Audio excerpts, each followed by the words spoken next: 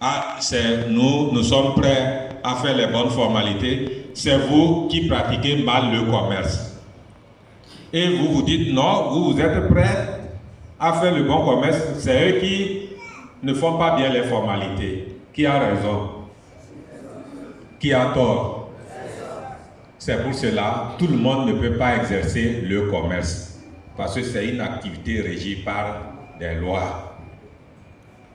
C'est une question de justice ou d'équité.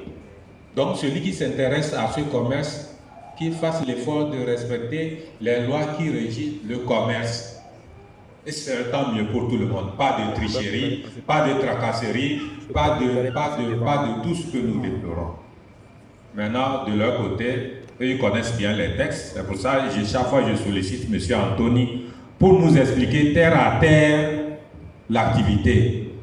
Ce que chacun doit comprendre pour bien exercer le commerce. Parce que c'est ça qui vous plaît, c'est ça que vous avez choisi d'exercer, mais que ça le soit dans les règles de l'art. C'est comme l'armée, c'est comme la police.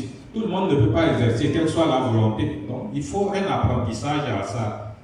Et quand vous avez l'apprentissage, ou bien vous pigez bien ce qui doit l'être, vous allez exercer sans problème. Et à partir de ce moment-là, la confiance est renforcée entre vous, en tant que partenaire. Donc, personne n'aura d'arrière-pensée sur l'autre. C'est-à-dire, dès que vos partenaires là vous voient, souvent ce qu'ils pensent sans vous le dire, c'est que, ah, voilà, ces gens-là arrivent.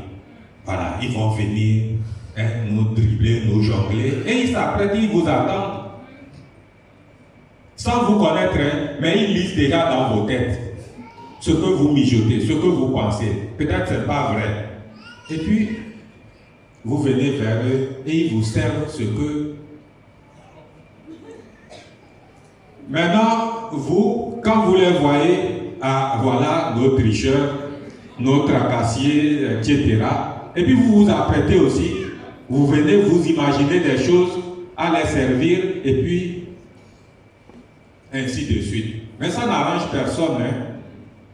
Ça n'arrange personne. Et c'est des situations qui, au lieu de vous traiter en tant que partenaire, en tant que partie prenante de la chaîne du commerce, mais vous opposent inutilement.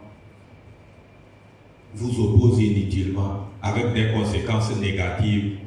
C'est des tracasseries, c'est des surcoûts, c'est tout ce qui a lieu de déplorer. Et on se jette la balle. Ah, souvent c'est la douane, c'est la police, c'est la chambre de commerce. Et quand on s'adresse à eux, c'est les commerçants. C'est toujours les commerçants. Ils ne sont jamais. C'est eux qui posent problème. Et nos amis de l'UMOA, comme CEDEAO, sont là parmi nous. Quelquefois, ils font des contrôles inopinés ou informels. Ils se rendent compte qu'on peut éviter cela. Mais comme nous sommes vraiment durs dans nos pratiques, mauvaises pratiques, ça perdure. Et quels que soient les textes mis en place pour réguler ou réglementer le commerce, ou bien les transactions ou les échanges transfrontaliers, ça ne marche pas, ou ça marche difficilement. Est-ce que nous ne pouvons pas régler ces problèmes-là entre nous? C'est des problèmes humains et qui sont solvables. Qu'est-ce qui pose problème? Et depuis la nuit des temps, ça ne se résout jamais. On est là, toujours commerce. C'est pour cela que je vous ai suggéré que le bon commerce ou la pratique du bon commerce et des bonnes formalités me semble être la solution à tous ces détails ou ces problèmes que nous discutons depuis 6 mois ou 6 semaines. Vraiment, nous avons définitivement réglé les problèmes du commerce transfrontalier.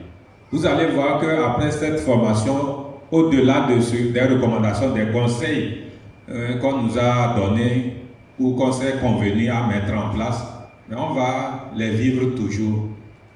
Et bon, mais dans tous les cas, ne soyez pas inquiets, ça va aller. C'est ça, non? Ça va marcher, quels que soient les problèmes, ça va marcher. Je vous remercie.